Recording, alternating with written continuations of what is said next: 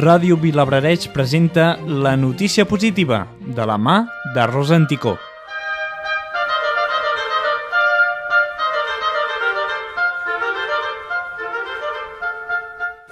Els restaurants catalans guanyen 8 estrelles Michelin més i Moments i Enoteca aconsegueixen la seva segona.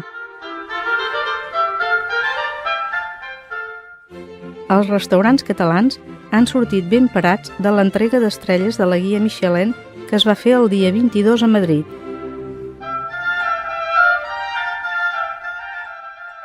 La trobada ha reunit bona part dels xefs del país que esperaven conèixer si mantenien la qualificació per l'any vinent, si pujaven o si baixaven.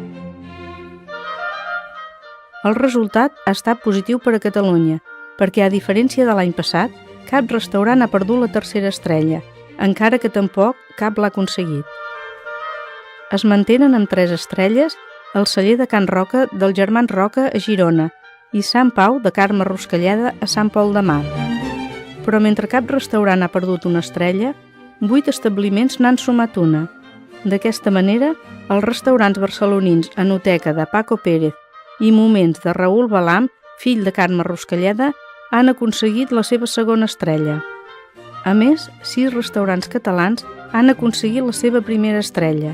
Són el Dos Palillos, el Coi Xunca i el Nectarí, tots 3 a Barcelona, les Magnòlies d'Arbúcies, el Lluerna de Santa Coloma de Gramenet i els Brancs de Roses. La cuinera catalana, Carme Ruscalleda, ha considerat que els reconeixements reforcen el panorama i posen al mapa Catalunya com a destí turístic de cuina de qualitat.